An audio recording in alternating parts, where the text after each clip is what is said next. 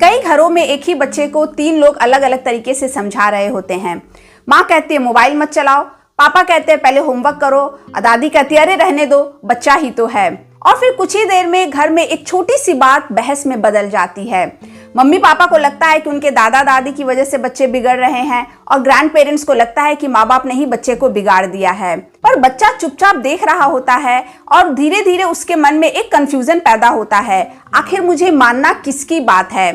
Joint family में सबसे बड़ी चुनौती यही होती है कि प्यार तो बहुत होता है लेकिन परवरिश के तरीके अलग अलग होते हैं। बहुत सी मदर्स का सवाल ये होता है कि हम तो बच्चों को डिसिप्लिन में रखते हैं पर उनके दादा या दादी उनकी जिद को पूरा कर देते हैं, वो बच्चों को बिगाड़ रहे हैं। यहाँ मैं एक बात क्लियर करना चाहूंगी कि बच्चे सबसे ज्यादा अपने पेरेंट्स से ही इन्फ्लुएंस्ड होते हैं, और जहां तक बात ग्रैंड पेरेंट्स की है तो वो डांट चुके अपने बच्चे को जितना डांटना था।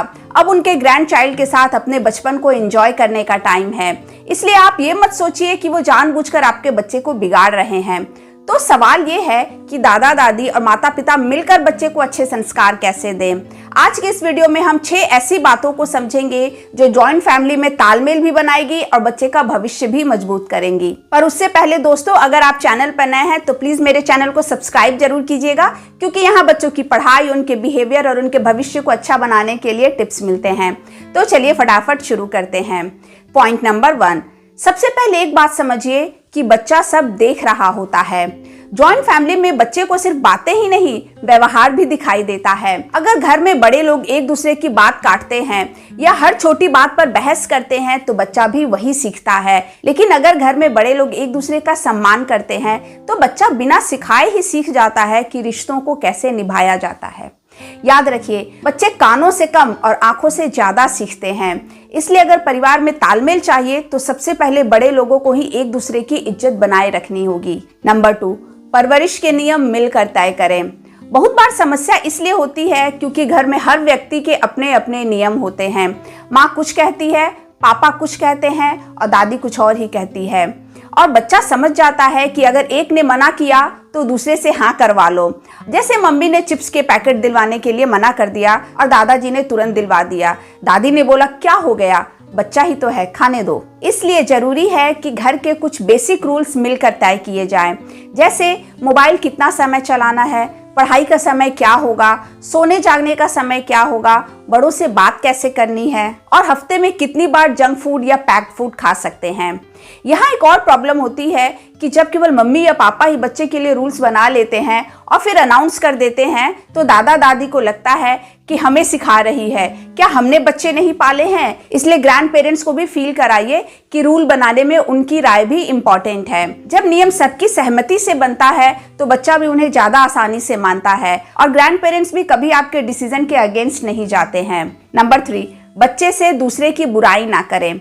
अक्सर देखा जाता है कि मम्मी पापा बच्चे के सामने दादा दादी की शिकायत कर देते हैं, या फिर दादा दादी बच्चे के सामने उनके मम्मी पापा की बुराई करते हैं। हमें ये समझना होगा कि बच्चा सिर्फ सुन नहीं रहा होता है, वो सीख रहा होता है। जब बच्चा अपने ही परिवार के लोगों को एक दूसरे की शिकायत करते देखता है तो उसके मन में सम्मान की भावना कमजोर पड़ने लगती है। वो कंफ्यूज हो जाता है किसकी बात सही है, किसका साथ दें। सिर्फ इतना ही नहीं, इससे बच्चे बिगड़ भी जाते हैं। इसलिए जरूरी है कि हम एक सीमा बनाएं। अगर कोई समस्या है तो उसे आपस में बैठकर सुलझाएं, लेकिन बच्चों के सामने नहीं। बच्चे के लिए उसके माता पिता और दादा दादी दोनों ही उसके आदर्श होते हैं। अगर हम चाहते हैं कि बच्चा बड़ों का सम्मान करे, रिश्तों की कद्र करे, तो हमें खुद वही उदाहरण पेश करना होगा। याद रखिए, बच्चे को सबसे बड़ा संस्कार शब्दों से नहीं बल्कि हमारे व्यवहार से मिलता है। रिश्तों की इज्जत ही बच्चों की सबसे बड़ी सीख होती है। नंबर 4, दादा दादी का अनुभव भी बहुत बड़ी ताकत है। जॉइंट फैमिली की सबसे बड़ी खूबसूरती यही है कि बच्चे को सिर्फ पेरेंट्स की ही नहीं, ग्रैंड पेरेंट्स का भी अनुभव मिलता है। ग्रैंड पेरेंट्स बच्चों को कहानियों के माध्यम से जीवन की बहुत बड़ी सीख दे सकते हैं, क्योंकि बच्चे कहानियां बहुत ध्यान से सुनते हैं। रामायण, महाभारत या जीवन के छोटे छोटे अनुभव, इनसे बच्चे के अंदर धैर्य, सम्मान और संस्कार पैदा होते हैं। पेरेंट्स अगर चाहे तो ग्रैंड पेरेंट्स के इस अनुभव को बच्चे की परवरिश की सबसे बड़ी ताकत बना सकते हैं। बस जरूरत है थोड़े से कोऑर्डिनेशन की। नंबर 5, ज्यादा लाड प्यार भी कभी कभी नुकसान कर सकता है। दादा दादी का प्यार बहुत गहरा होता है, लेकिन कई बार ज्यादा लाड प्यार भी बच्चे को गलत दिशा में ले जा सकता है। अगर बच्चा हर बार जिद करे और हर बार उसकी जिद पूरी हो जाए तो धीरे धीरे उसे लगने लगता है कि दुनिया उसकी इच्छा से ही चलती है। इसलिए जरूरी है कि प्यार के साथ लिमिटेशन भी तय हो। बच्चे के साथ साथ ग्रैंड पेरेंट्स को भी ये समझ में आना चाहिए कि प्यार बहुत है, लेकिन गलत चीजों की अनुमति नहीं है। नंबर 6, बच्चे को परिवार की ताकत महसूस कराएं। जॉइंट फैमिली की सबसे बड़ी ताकत होती है साथ होना। जब बच्चा देखता है कि घर में सब लोग एक दूसरे की मदद करते हैं तो उसके मन में सहयोग और जिम्मेदारी की भावना पैदा होती है। जैसे मम्मी खाना बना रही है, दादी उनकी मदद कर रही है, पापा किसी काम में साथ दे रहे हैं, तो बच्चा सीखता है कि परिवार में हर व्यक्ति की भूमिका होती है और यही भावना उसे आगे चलकर एक जिम्मेदार इंसान बनाती है।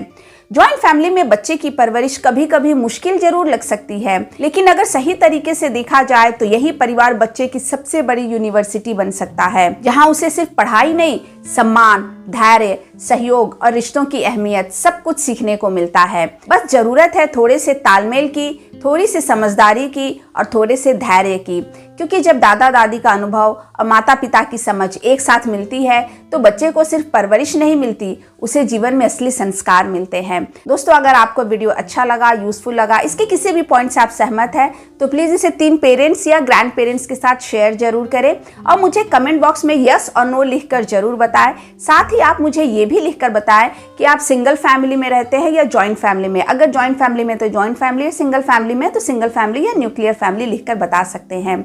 और अगर चैनल को आपने अब तक सब्सक्राइब नहीं किया है तो प्लीज इसे सब्सक्राइब कीजिए, लाइक बटन प्रेस करना मत भूलिएगा। तो मिलते हूँ नेक्स्ट वीडियो में, तब तक के लिए thank you, bye bye and keep watching.